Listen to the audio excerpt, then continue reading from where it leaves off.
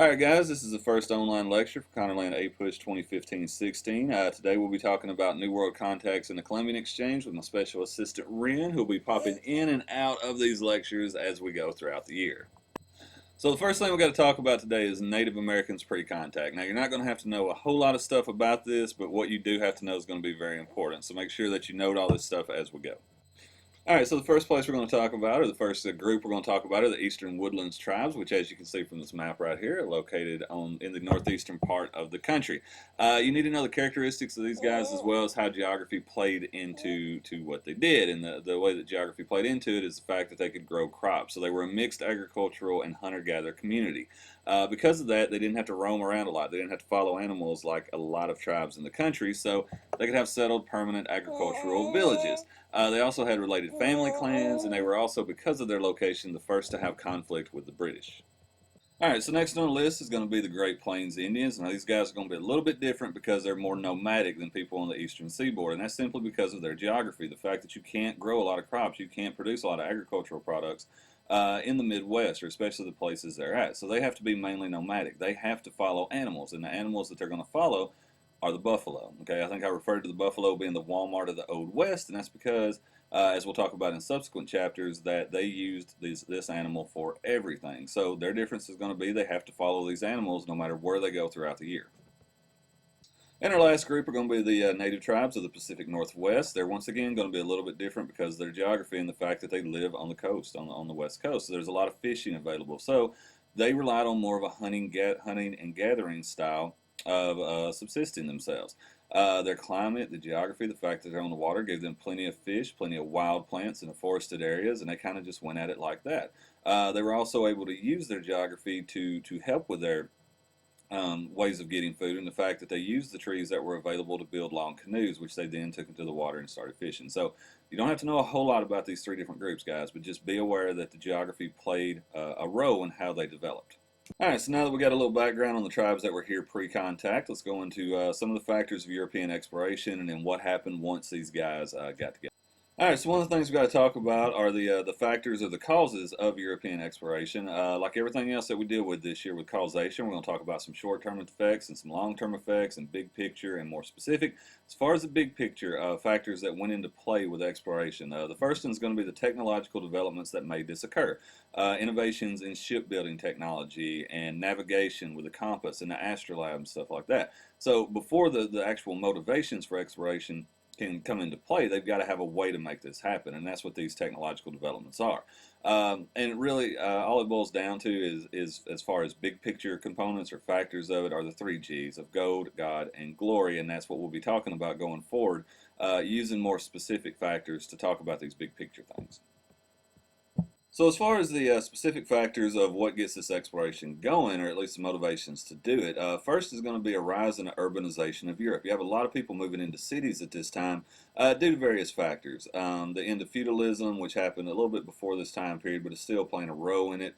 The availability of jobs that are coming about in cities, and just a general, concentration of people going to urban centers. You also have a growth in world trade at this point, and the key part that comes to play here is that Europeans, as you can see kind of from the map, the big grail, the big holy grail, the goal of trade at this time is to get products from the east, to get products from China and other places in the Indian Ocean trade network. And to do that for Europe, particularly in Spain and England, you've got one or two, well, you got a couple of different ways you can go. First of all, you can try to go through the Mediterranean, down through the canal and into the Indian Ocean that way, or you can go around the southern tip of Africa. And the problem with both of these routes as we go forward is going to be that they're more or less controlled by Muslim governments, by Muslim empires. And the Europeans don't necessarily go for this in a couple of different ways. Number one, they don't like paying the taxes, tariffs, whatever you want to call it, that are placed on these goods by Muslim rulers. So they're trying to find a way to get around it for that reason, and also just the pure fact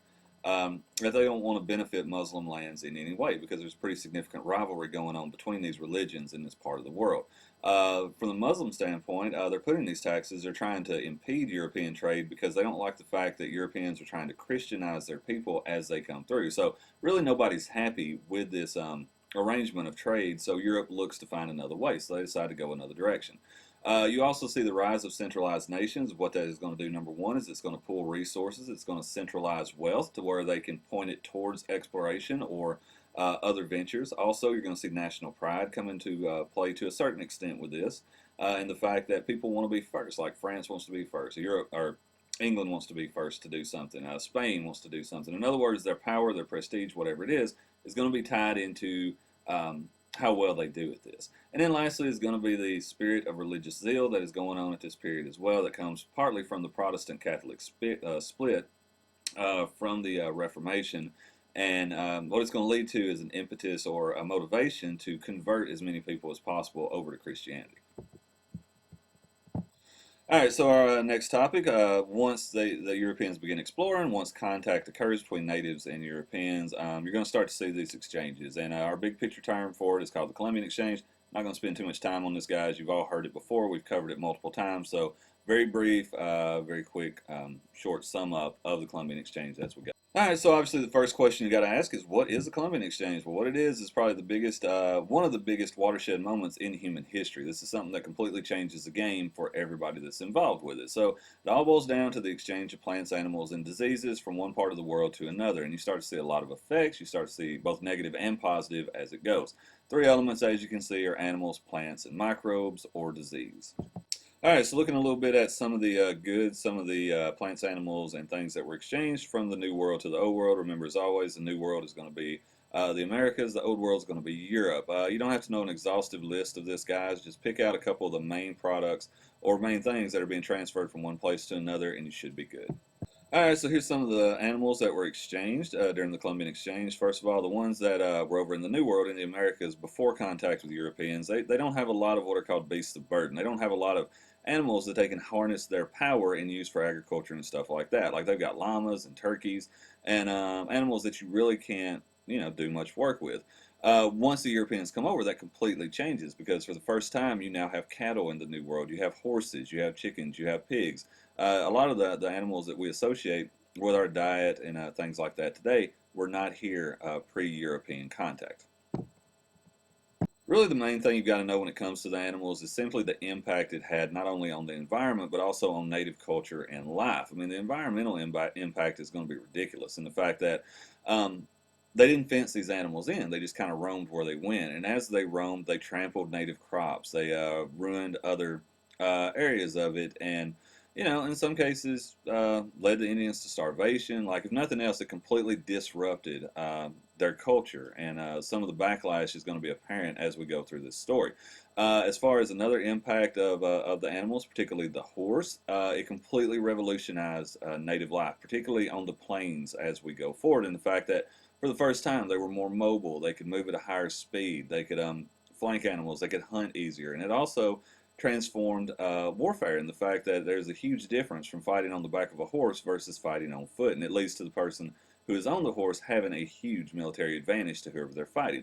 Also, for obvious reasons, you can figure this out, but animals were a great source of fertilizer, and also, on I guess the positive side, helped with the growing of crops, along with the negative of trampling them and stuff like that. All right, so moving on to the plants. Like the animals, you don't have to know every one, but pick out a couple of them to burn in your head. And I mean, we've done that short answer. You've seen this stuff before, so you should have a pretty good idea of what it is. But once again, tomatoes, potatoes, and stuff like that are going to be the most important as we go forward. So just make sure that you remember those. So as far as the impact of the plants as they come into the New World, you need to know not only the effects of these plants and animals, but also the effects of them both on the New World and the Old World. So one of the impacts that came into the New World was a new diversified American diet, and the fact that you're adding more nutrients, you're adding different things to your diet, and leads to better overall health when consumed with other things. Also, as we go forward, it's going to lead to the exploitation of labor, particularly in the beginnings with sugar plantations in the Caribbean. And then the impact on Europe, as we've already talked about in class, is going to be the potato and tomato and how it led to population surges in Europe. Last on our list is going to be disease, and this is probably the most devastating, well, this actually is the most devastating impact of the Columbian Exchange on the New World, and the big disease you need to bang into your head is smallpox, okay? Some other ones did play a role in it, but for the most part, smallpox is the main player in this. You've got measles, diphtheria, and things like that. The impacts on native culture are going to be devastating, both as population loss, culture loss, and whatever you want to call it. Now, as this gets going, Europeans obviously see all these natives dying, and they really can't figure out why. But what it comes down to at the end is they believe that it was a consequence for sinning. So the fact that these natives were dying of disease was tied into the religious zeal that was a motivation of this exploration. So be able to tie those two things in. Native Americans were seen as savages, heathens, non-Christian, whatever it is, and the fact that they were dying from these diseases while Europeans weren't was kind of in their minds, a justification of what they were doing. Like it was seen as God was letting them win this conflict between these two cultures. And, they were being subjected to this illness as a punishment from God. So the Europeans felt that they were doing the right things in, exploiting and conquering and taking over these natives because it was so easy because of disease. So I guess the real question would be, why were Europeans immune to this? Why did none of them get any of these diseases? Now, it'll be a little different as we go forward into Jamestown and some of the factors that play into it. But at this point of initial contact, the Europeans didn't get the disease simply because they were the ones giving the disease to natives, okay? They were used to they had an immunity to it is what it boils down to, okay? They had the antibodies to it where they could, not get the disease. And natives didn't because they had never been exposed to any of these diseases. Now, there was a little bit of a trade-off in the fact that Europeans did bring home some American diseases, most specifically syphilis, but overall, they didn't see nowhere near the death rates that natives did during these exchanges, or at least the initial ones. So that wraps up the first online lecture here. Very brief, very to the point. A lot of it is review. We've got you guys that have taken Howo and WAP. So next time we're going to move into the Spanish Empire and then keep on rolling from there.